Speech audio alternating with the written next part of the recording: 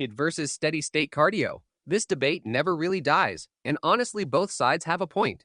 One burns more calories per minute and gets you done fast. The other is way easier to recover from and way easier to actually stick with. Neither one is a scam, neither one is magic. They just work differently, and the right pick depends on your body, your schedule, and how much abuse your joints can actually handle. Here's the honest, research backed breakdown and how to actually pick one for yourself. Quick answer first. It burns more calories per minute and keeps your metabolism elevated for hours afterward through something called EPOC. That means it can deliver similar fat loss in roughly 40% less time than steady state cardio. Steady state is gentler on your joints, easier to recover from, and easier to do more often, which matters more for consistency over months. For pure fat loss, the two produce pretty similar results overall. The real difference is time efficiency and recovery demands, not some hidden fat burning magic one has over the other. Let's talk about what HIIT actually does. It alternates short bursts of near maximal effort, sprinting, hard cycling, jump squats, with short recovery periods, repeated for 15 to 25 minutes total. The intensity is the entire point. You're working at 85 to 95% of your max heart rate during those work intervals, and that's a completely different demand than jogging at a conversational pace. The calorie burn during the session is high, but the real trick is what happens after. Your body has to work hard to restore oxygen, clear lactate, repair tissue.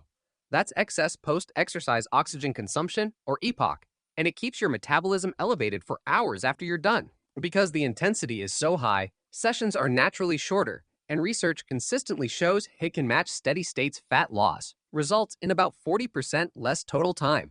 Now steady state cardio. This means holding a moderate, sustainable pace for an extended period. A jog, a bike ride, a swim, anything where your heart rate stays in a steady conversational effort zone for 30 minutes or more. No interval structure, no all-out bursts, just consistent effort the whole way through. At this moderate intensity, your body relies more heavily on fat as fuel compared to HIIT's carb-heavy demands. Total calorie burn per minute is lower, but you're doing it longer, and the session is dramatically easier to recover from. You can do it again the next day without much issue, which you really can't say about back-to-back HIIT sessions. The simplicity is also the biggest advantage. No technique to master, no intensity to calibrate, you just move at a pace you can sustain, which makes it the easier entry point for beginners and the easier habit to keep for years. So which one actually burns more calories? During the workout, HIIT burns more per minute because the intensity is so much higher. But steady-state sessions run longer, so total calories in a single session can end up fairly close between a 20-minute HIIT session and a 45-minute steady-state one. Where HIIT pulls ahead is that afterburn effect, which steady state just doesn't produce nearly as much of. Stacked over weeks of training, that does add up in HIIT's favor. But the honest caveat is the gap isn't nearly as big as gym marketing likes to claim. Which one's easier on your body? Steady state wins clearly here. The moderate, consistent effort puts way less mechanical stress on your joints, tendons, and connective tissue than the explosive, high-force movements HIIT demands. Sprinting, jump squats, hard intervals, all involve fast changes in speed and direction that raise injury risk, especially for beginners or anyone with existing knee, hip, or back issues. HIIT also demands real technique. Doing a sprint interval or a burpee with bad form under fatigue is exactly how people tweak a hamstring or roll an ankle. Steady state has almost none of that risk. Recovery tells the same story.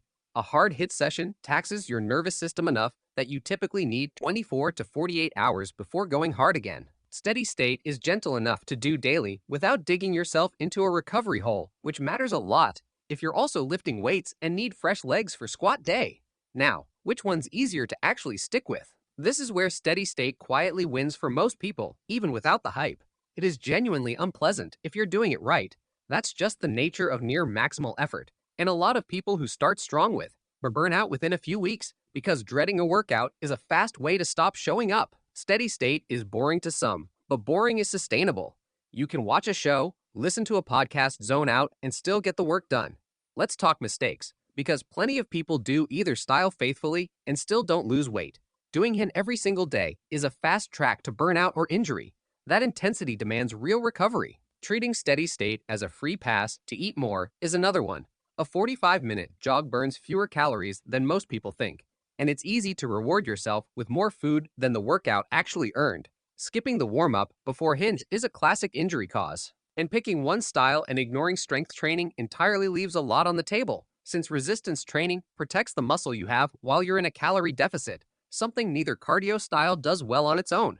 Here's what the research actually shows, cutting through the marketing noise. When total training volume is matched, fat loss outcomes between HIIT and steady state generally aren't significantly different. The afterburn effect is real but modest, usually adding something like 6 to 15% extra calorie burn over the following hours. Not the dramatic all-day burn claim you see, repeated everywhere. What is well supported is the time efficiency. Multiple trials find HIIT groups spend roughly 40% less total exercise time for comparable results. That's the genuinely proven advantage, not some mysterious metabolic superiority. So, who should choose HIIT? If you're short on time, already reasonably fit, and don't have joint issues that flare up under high-impact work, it gets you more result per minute than anything else on this list. And who should choose steady state? Beginners, anyone coming back after injury or a long break, people managing joint pain, or anyone whose life is already high stress and doesn't need more intensity stacked on top.